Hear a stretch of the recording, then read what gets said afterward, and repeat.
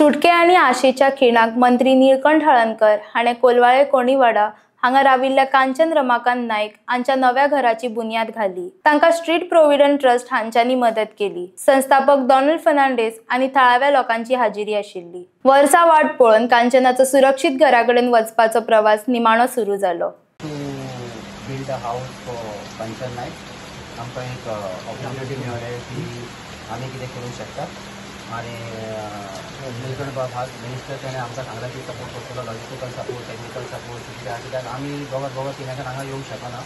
So we are happy that आमकां तुजो चवथीचे पयलीं कॉन्ट्रॅक्टर हांगा ताणें सांगलें की ट्राय करून दितलो की बिफोर गणेश आमी हें घर कंप्लीट करूंक शकता।